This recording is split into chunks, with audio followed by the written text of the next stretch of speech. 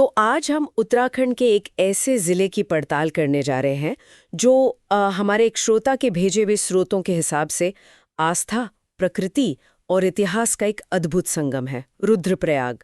हमारे पास जो लेख और नोट्स हैं वो इसके भूगोल, संस्कृति और जाहिर है इसके मशहूर तीर्थ स्थलों पर काफी रोशनी डालते हैं।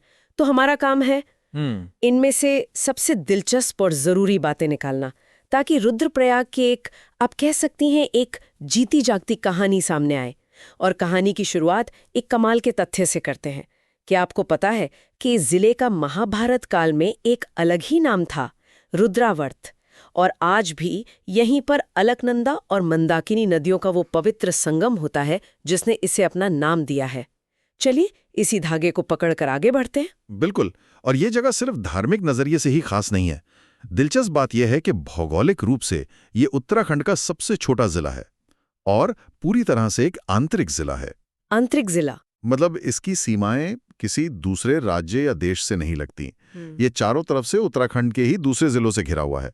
ये बात इसे एक अलग ही पहचान देती है। अच्छा, आंतरिक जिला होना, ये सुनने में तो ऐसा लगता है जैसे ये बाकी दुनिया से थोड़ा कटा हुआ हो।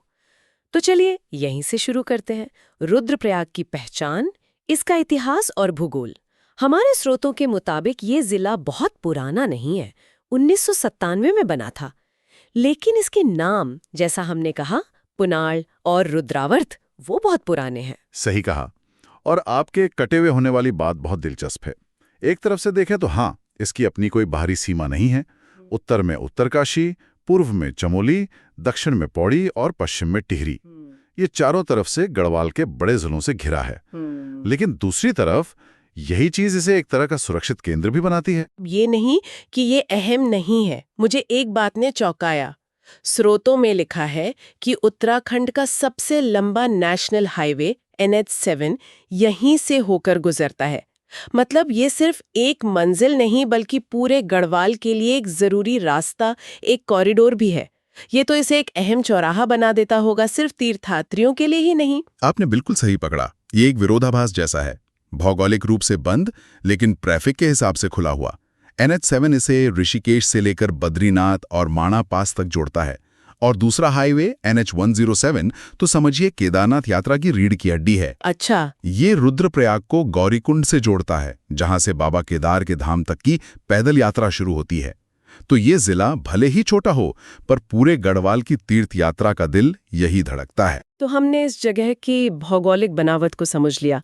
ये मुश्किल पहाड़, गहरी घाटियां और ये नदियां। ऐसा लगता है जैसे यही माहौल उस गहरी आस्था की वजह है जो इन पहाड़ों में बसती है। और यहीं से शुरू होती है पंच केदारों की कहानी। दुनिया भर से लोग जिस वजह से रुद्रप्रयाग आते हैं। बिल्कुल। 5 में से 3 प्रमुख केदार यही हैं। सबसे पहले तो जाहिर है श्री केदारनाथ, मंदाकिनी नदी के किनारे, जहां भगवान शिव के पृष्ठभाग यानी कुबड़ की पूजा होती है। जब सर्दियों में भारी बर्फबारी के कारण कपाट बंद होते हैं, तो बाबा केदार की चल विग्रह डोली ऊखी मठ के ओंकारेश्वर मंदिर में आ जाती है और पूजा वहीं होती है। और दूसरा है तुंगनाथ, जो दुनिया में सबसे ज्यादा ऊंचाई पर बना शिव मंदिर माना जाता है, लगभग 3680 मीटर की ऊंचाई पर। यहाँ भगवान शिव की भुजाओं की पूजा होती है। और तीसरा मदमहेश्वर, जहां भगवान शिव की नाभि की पूजा की जाती है। इन दोनों के शीतकालीन पूजा स्थल भी निचले इलाकों में है, मक्कू मठ और ऊखी मठ। यहाँ 2 चीजों को समझना बहुत जरूरी है। पहले, इन मंदिरों की बनावट। हाँ, स्रोतों में बार बार कत्यूरी शैली का जिक्र है।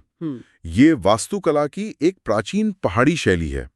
इसमें बड़े बड़े तराशे हुए पत्थरों को एक दूसरे में फंसाकर, मतलब इंटरलॉक करके, बिना किसी सीमेंट या चूने के विशाल और मजबूत ढांचे बनाए जाते थे। ये तो कमाल है। मतलब सिर्फ पत्थर एक दूसरे पर रखे हैं, और ये हजारों साल से हिमालय के भूकंप, बर्फीले तूफानों और बाढ़ को झेल रहे हैं। 2013 की आपदा में भी केदारनाथ मंदिर सुरक्षित रहा, शायद इसी वजह से। काफी हद तक। हाँ, ये शैली ही इस तरह की है कि वो जमीन की हलचल के साथ थोड़ा हिल-डुल सकती है, जिससे ढांचा गिरता नहीं। ये प्राचीन इंजीनियरिंग का एक बेहतरीन नमूना है। और दूसरी जरूरी चीज है शीतकालीन पूजा की परंपरा। हाँ। ये सिर्फ एक धार्मिक रस्म नहीं है, ये यहाँ के भूगोल और मौसम के साथ इंसानी जिंदगी के तालमेल का सबसे अच्छा उदाहरण है। जब ऊपर जीवन असंभव हो जाता है तो आस्था नीचे आ जाती है ताकि वो लगातार बनी रहे। ये एक तरह से प्रकृति के सामने सम्मानपूर्वक झुकना है। ये बहुत गहरी बात है। आस्था भी मौसम के हिसाब से अपना रास्ता बना लेती है। इन 3 केदारों के अलावा भी हमारे स्रोतों में कुछ और जगहों का जिक्र है जो बहुत खास है, जैसे गुप्त काशी, जिसे काशी जितना ही पवित्र माना जाता है, और एक मंदिर है त्रियुगी नारायण। इसकी कहानी तो किसी फिल्म की तरह लगती है। हाँ, त्रियुगी नारायण मंदिर बहुत अनूठा है। मान्यता है कि यहीं पर भगवान शिव और माता पार्वती का विवाह हुआ था, और इसकी सबसे बड़ी खासियत है वहां जलने वाली एक अखंड ज्योति। अखंड ज्योति? हाँ, कहते हैं कि वो आग उसी दिव्य विवाह के समय से लगातार जल रही है। आज भी श्रद्धालु उस आग की राख को प्रसाद के रूप में घर ले जाते हैं। एक ऐसी आग जो हजारों साल से जल रही है? बिल्कुल। ये सोचने में ही अविश्वसनीय लगता है। इसके अलावा कोटेश्वर महादेव जो एक गुफा के अंदर है, और काली मठ जैसे शक्तिपीठ भी हैं। ये सब मिलकर रुद्रप्रयाग को सिर्फ एक तीर्थ नहीं बल्कि एक पूरा आध्यात्मिक अनुभव बना देते हैं। मंदिरों की बात करते हुए हमने मंदाकिनी नदी का जिक्र बार बार सुना, चाहे वो केदारनाथ हो या संगम। साफ है कि इस पूरे इलाके की धड़कन यहाँ की नदियां ही हैं। चलिए इस नदी प्रणाली को थोड़ा और समझते हैं, क्योंकि ये सिर्फ जीवन नहीं बल्कि कभी-कभी विनाश का कारण भी बनी है। बिल्कुल।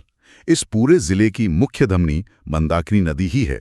इसका सफर केदारनाथ के ठीक ऊपर मौजूद चौराबाड़ी ग्लेशियर और ताल से शुरू होता है।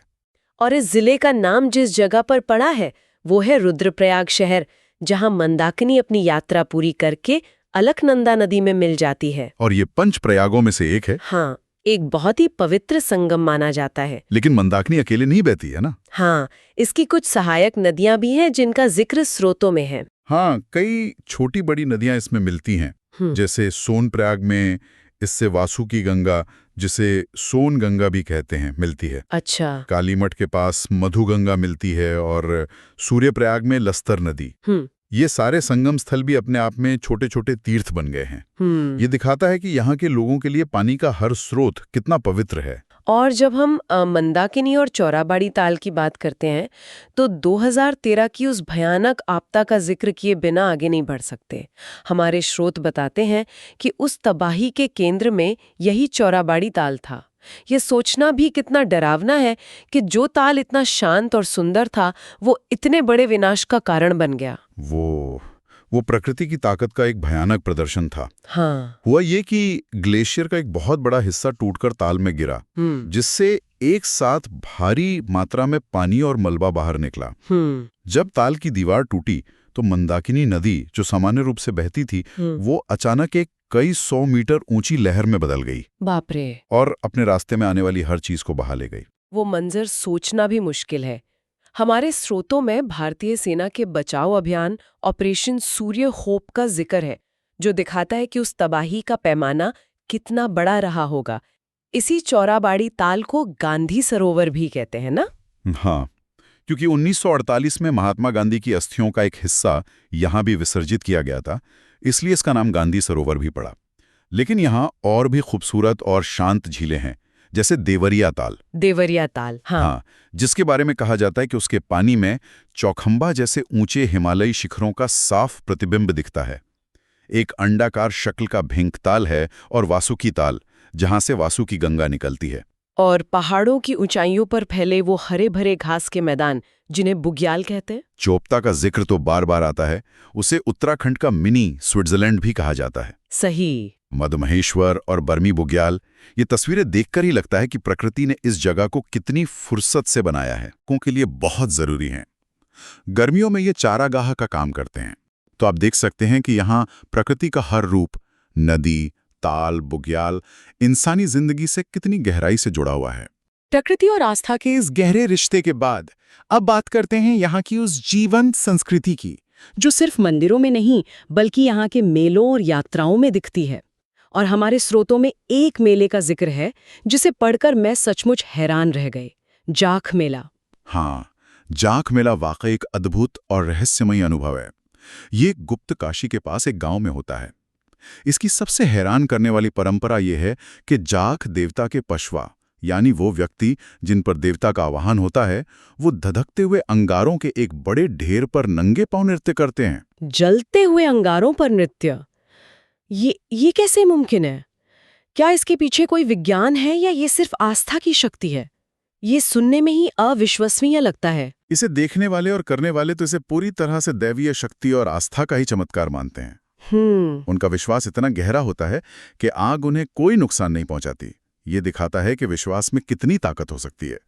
इसके अलावा केदारनाथ में रक्षाबंधन से एक दिन पहले भतौज या अन्नकूट मेला लगता है, जिसमें नए अनाज का भोग भगवान को लगाया जाता है। और इन बड़े मेलों के अलावा एक स्थानीय यात्रा का भी जिक्र है, मरना माई की जात।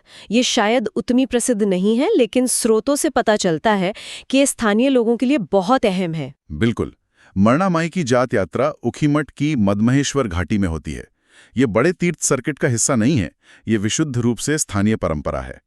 इसमें मरना माई की डोली को उनके गांव रांसी से निकालकर कई किलोमीटर दूर मरनी बुग्याल तक ले जाया जाता है और फिर वापस लाया जाता है। अच्छा, ये यात्रा सिर्फ एक धार्मिक जुलूस नहीं है, ये स्थानीय समुदाय का अपनी देवी, अपने पहाड़ों और अपनी जड़ों से जुड़ाव का जश्न है। ये दिखाता है कि बड़े तीर्थों की छाया में भी यहाँ की एक अपनी स्वतंत्र और समृद्ध लोक संस्कृति है।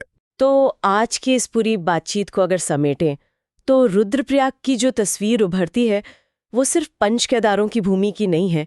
ये एक ऐसी जगह है जहाँ का भूगोल तय करता है कि आस्था कैसे निभाई जाएगी, जहाँ की नदियाँ जीवन भी देती हैं और सब कुछ छीन भी सकती हैं, और जहाँ की संस्कृति प्रकृति और विश्वास के धागों से बुनी हुई है। आपने बहुत अच्छी तरह से इसका सार बताया।